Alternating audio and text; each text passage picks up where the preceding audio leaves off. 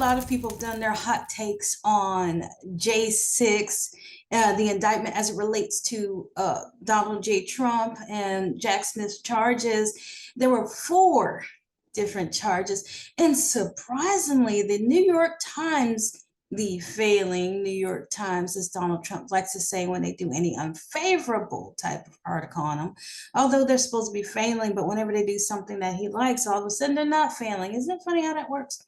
Anyway, I want to show you, and we'll do a share screen here, the coverage they did there, because it was actually pretty decent. There was a slight slant, but still pretty decent.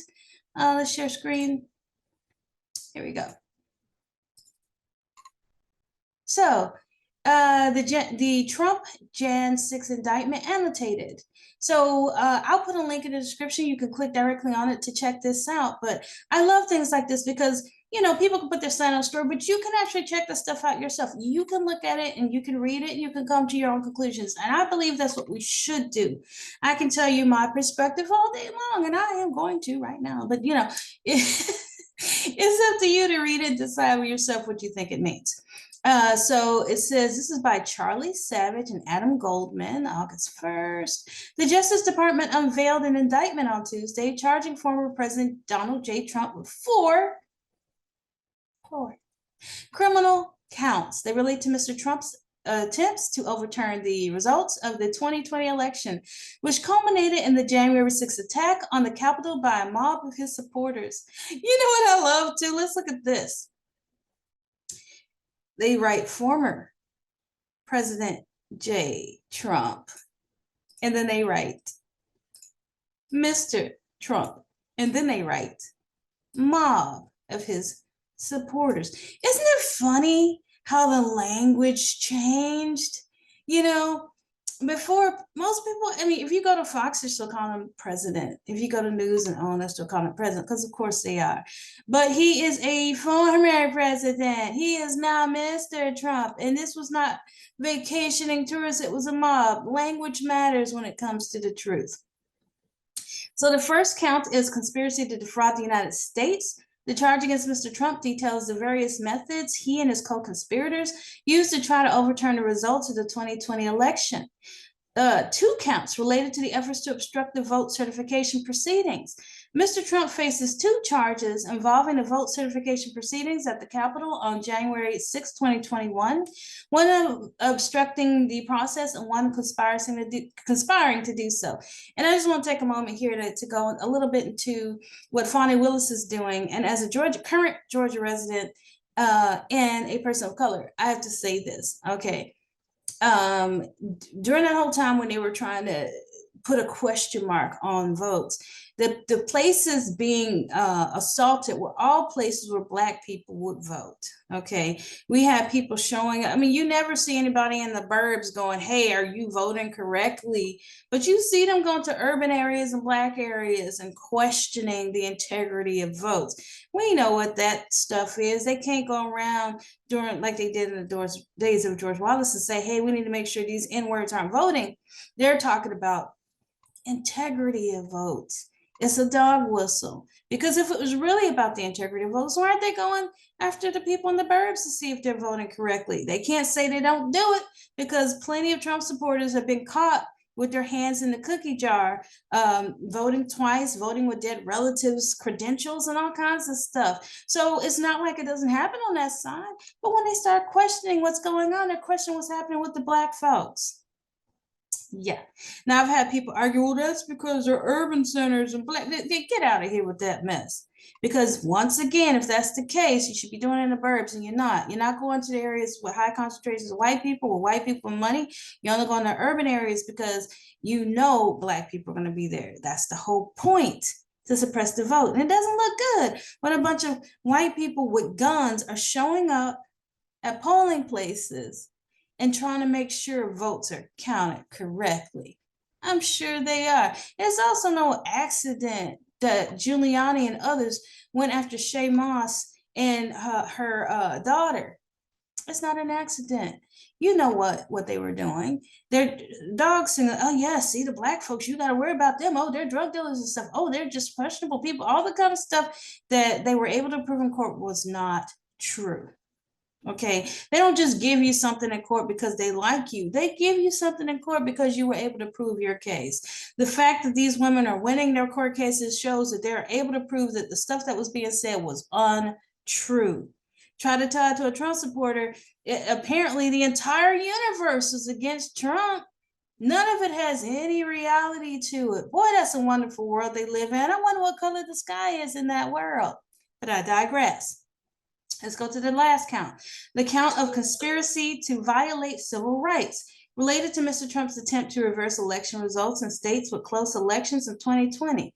That goes back again to what I was saying with civil rights. Yeah, they were trying to suppress the black vote. We know they were trying to suppress the black vote. Anybody with common sense know they're trying to suppress the black vote. It's the same impetus that's behind Ron DeSantis trying to say that slavery it was beneficial and all this stuff. And one thing I want to say to people who believe that, okay, so when slavery comes back around again, you sign up for it since it was so beneficial and it's some kind of jobs program.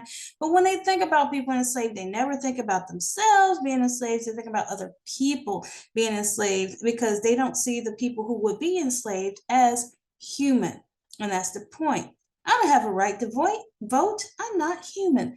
I don't have a right to be in a movie as a mermaid. I'm not human. I can't be anything that a white person would be because I'm just not as good. That is what they're trying to tout.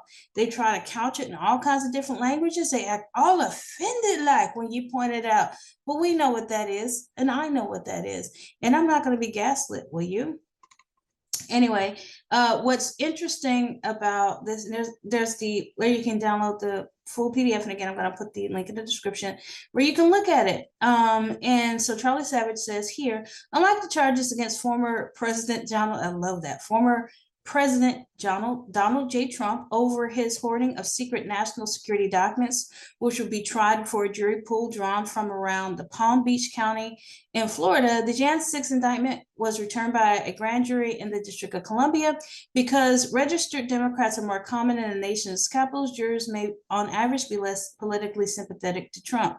And they're less politically sympathetic to Trump in a lot of places, including some places in Florida. I know a lot of blue people in Florida who constantly tell me, hey, what DeSantis is doing, what Trump did, we're not down with that. These places are heavily gerrymandered, and they have to be because Republican ideas are extremely unpopular. They tend to be racially tinged, and people who have conscience don't like that. The people who benefit, the ones that have all the privilege, to let them make cake sites, they could care less because it's not impacting them. But at the end of the day, this J6 thing is a great win for democracy. We're going to get to see a lot of stuff coming out that they're going to try to spin. Half the people in Congress who are spinning and freaking out, you better believe, as my pastor used to say, a hit dog will holler. These guys are freaking out because they know that their turn in the barrel comes next. And I'm here for it. Aren't you? Aren't you sick and tired of these people getting away with stuff? I can't even jaywalk. As a woman of color, I can't jaywalk without a ton of cops jumping out, wanting to beat my butt. But these guys can do this kind of stuff, and it's just good old boys doing stuff. And golly gee, can we just, like, for the good of the nation? No. It's good for the nation to see people in power get what's coming to them. It's good for the nation to see that the rules apply to everyone. If we are a country that's supposed to say that, then if I can get my butt beat trying to jaywalk, a president who breaks multiple crimes that I would already be in jail for should get a day in court. And you know what? I don't want it as house arrest. He needs to go to jail like anyone else does. If he doesn't, it's a travesty of justice. And what's to stop anyone else from doing what he did, knowing they're going to get a cakewalk of a sentence, right?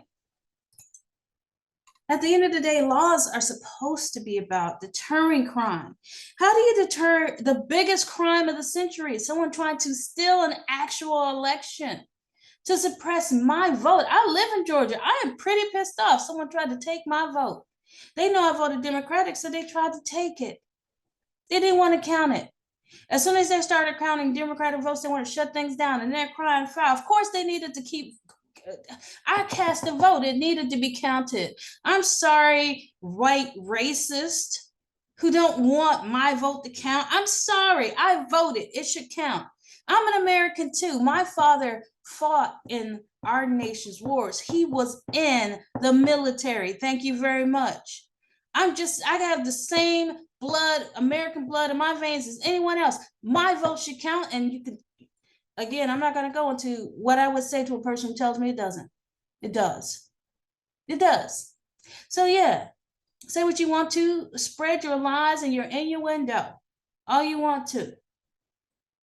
But I'm going to say this. I have the right to my vote. I have a right to a voice in this country. I live here, pay taxes here, raise my children here. I have a right to say something in this country. I am very upset that Trump tried to take that from me. And that's all I got to say about that. Namaste. And let's leave you with a little bit of Zen today, people. I want you to think in terms of how we are trying to slide backwards, but I am heartened by the fact that there are people who are seeing it. When I was growing up and we tried to mention racism, people tried to act like it was over. People see it's not, and we still got a ways to go. That's the part that makes me feel like things might get a bit better. We still got a ways to go, but yeah, it's going to get better. I love you guys. Talk to you soon. Mwah.